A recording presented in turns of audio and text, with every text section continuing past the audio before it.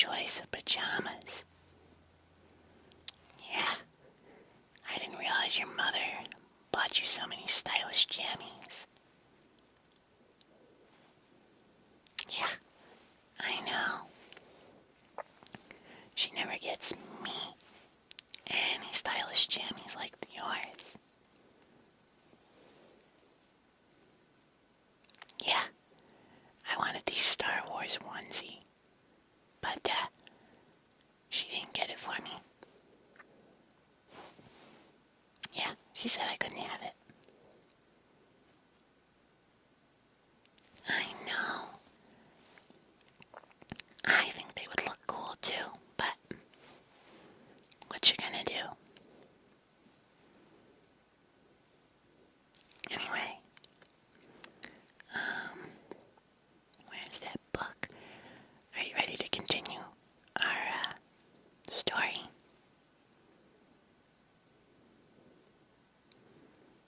Cool. Okay. Let me, here we go.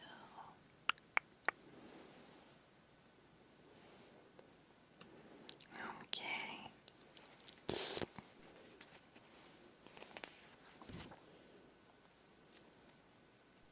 Okay.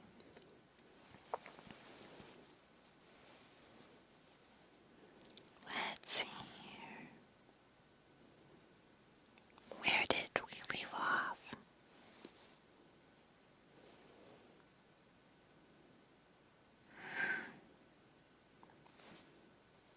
Do you remember? Ah, yes. That's right. Yeah, I forgot. I know. Your old man forgets some things sometimes. But, alright. What? Oh, yeah. You'll forget things too when you're older. Don't worry. Things to look forward to. Alright. Anyway. Here we go. Alright. So, we are reading about the ugly duckling, right?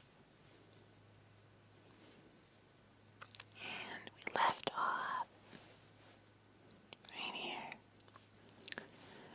The other ducklings are graceful enough, said the old duck. Now, make yourself at home, and if you can find an eel's head, you may bring it to me.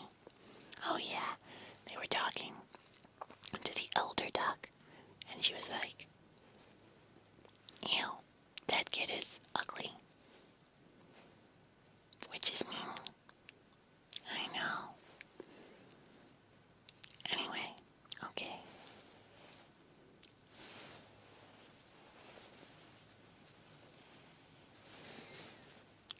Okay. What's up? Oh yeah. Don't worry. Okay. And so, they made themselves comfortable. But the poor duckling, who had crept out of his shell last of all, and looked so ugly, was bitten and pushed and made fun of. Not only by the other ducks, but by all the poultry. Oh, that's sad. He is too big, they all said. And the turkey cock, who had been born into the world with spurs and fancied himself really an emperor, buffed himself out like a vessel in full sail and flew at the duckling.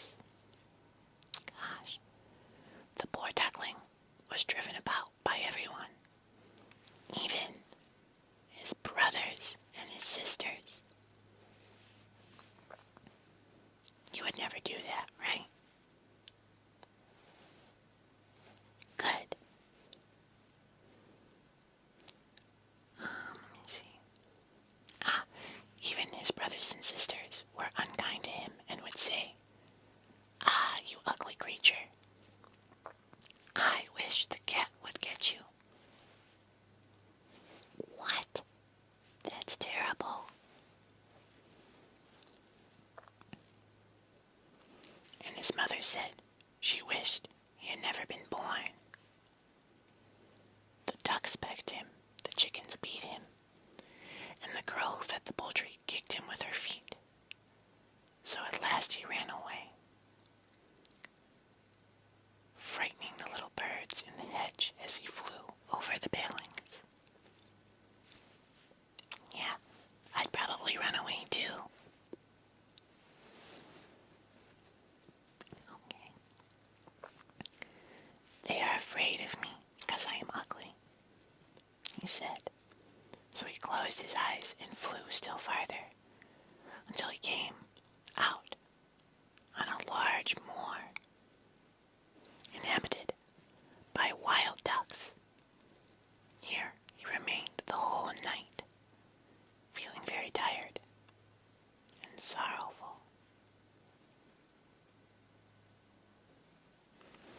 In the morning, when the wild ducks rose in the air, they stared at their new comrade. "What sort of duck are you?" they all said. Coming round him, he bowed to them and was as polite as he could be, but he did not reply to their question. "You are exceedingly ugly," said the wild ducks. "But that will not matter if you do not want to marry one of our family." Poor thing, he had no thoughts of marriage. All he wanted was permission to lie among the rushes and drink some of the water on the moor. After he had been on the moor 2 days, there came 2 wild geese, or rather goslings, for they had not been out of the egg for long.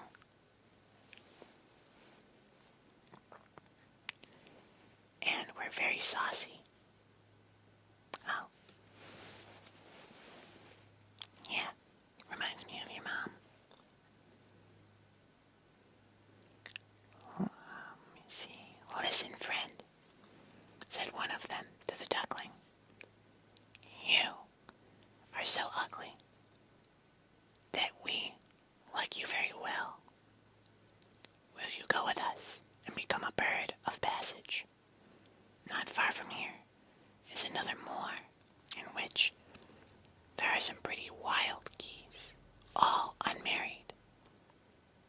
It is a chance for you to get a wife. You may be lucky, ugly as you are." Gosh, maybe if people would stop telling him how ugly he is all the time. Anyway, pop pop sounded in the air, and the 2 wild geese fell dead among the rushes.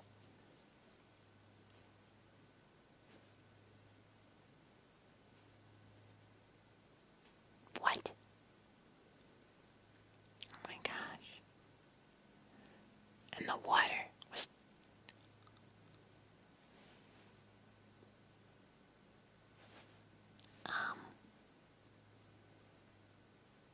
Yeah, okay. Well, the water was... Oh, wow. Was mixed with their blood. Pop, pop, echoed far and wide in the distance, and the whole flock of wild geese rose up from the rushes. Wow, somebody got him. Yeah.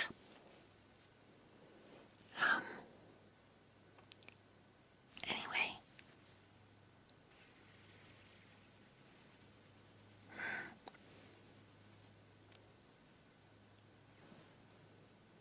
The sound continued from every direction, for the sportsmen surrounded the moor, and some were even seated on the branches of the trees, overlooking the rushes. The blue smoke from the guns rose like clouds over a dark trees, and as it floated away across the water, a number of sporting dogs bounded in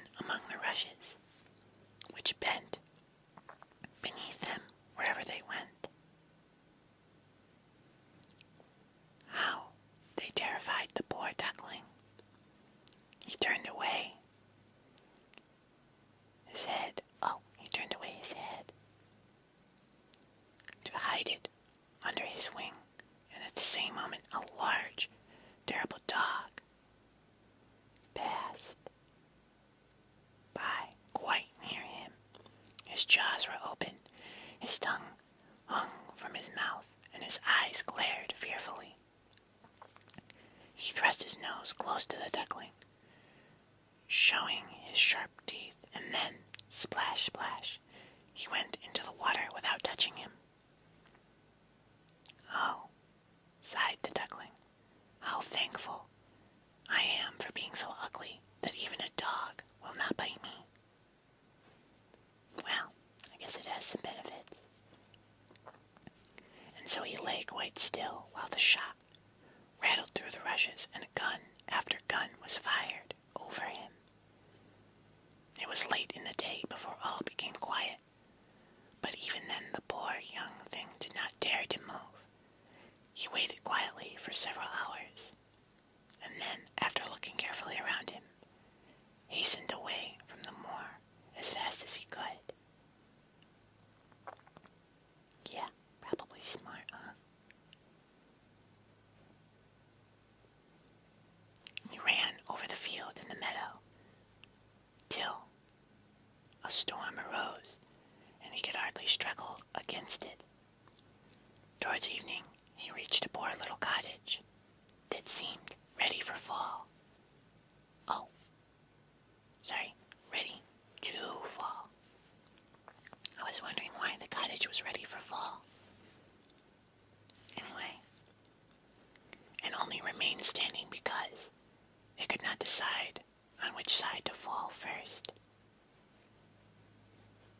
Fair enough. The storm continued so violent that the duckling could not go any further. He sat down by the cottage, and then he noticed that the door was not quite closed, in consequence of one of the hinges having given way. There was therefore a narrow opening near the bottom, large enough for him to slip through, which he did very quietly, and got shelter for the night. A woman, a tomcat, and a hen lived in the cottage. That's cute. Sorry, I lost my place.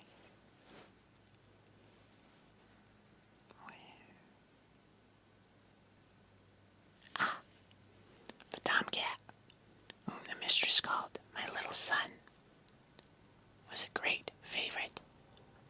He could raise his back and purr, and could even throw out sparks from his fur. If it were stroked the wrong way. The hen had very short legs, so she was called Chicky Short Legs. Nice. She laid good eggs.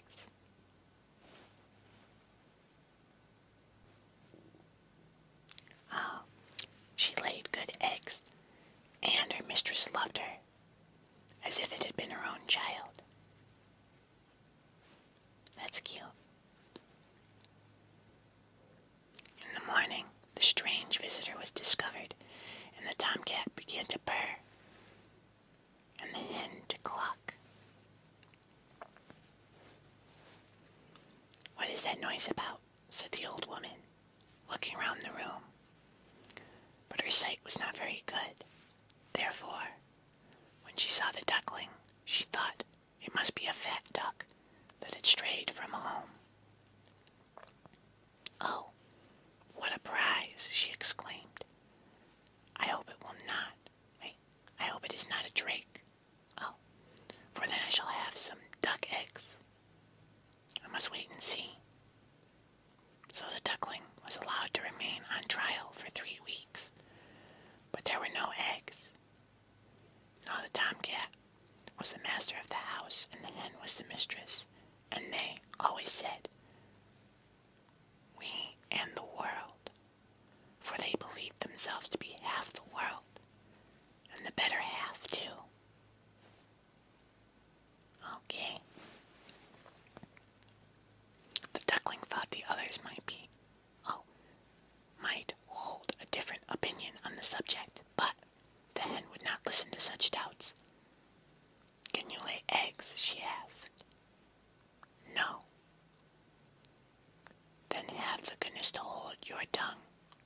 Can you raise your back, or purr, or throw out sparks? Said the tomcat. No. Then you have no right to express an opinion when sensible people are speaking. So, the duckling sat in the corner, feeling very low-spirited till the sunshine and the fresh air came into the room through the open door, and then he began to feel such great longing for a swim on the water that he could not help he could not help but tell the hen. What an absurd idea, said the hen. You have nothing else to do, therefore you have foolish fancies. If you could purr or lay eggs, they would pass away. But it is so delightful to swim about the water, said the duckling, and so refreshing to feel it close over your head while you dive down to the bottom. Delightful. Indeed, said the hen. Why, you must be crazy. Ask the cat. He is the cleverest animal I know. Ask him how he would like to swim about the water or dive under it, for I will not speak of my own opinion. Ask our mistress, the old woman. There is no one in the world more clever than she. Do you think she would like to go for a swim?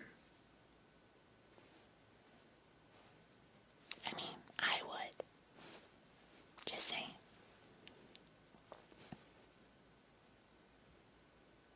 You don't understand me, said the duckling.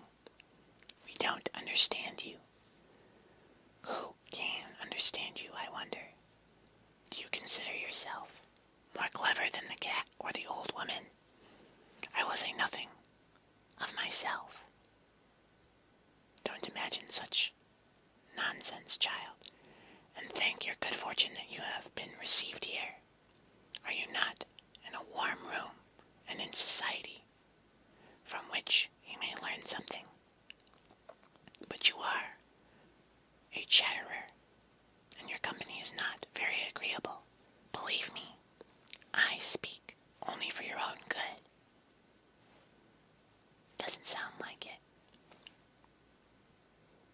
I may tell you unpleasant truths, but that is a proof of my friendship. I advise you, therefore, to lay eggs and learn to purr as quickly as possible. I believe I must go out into the world again, said the duckling.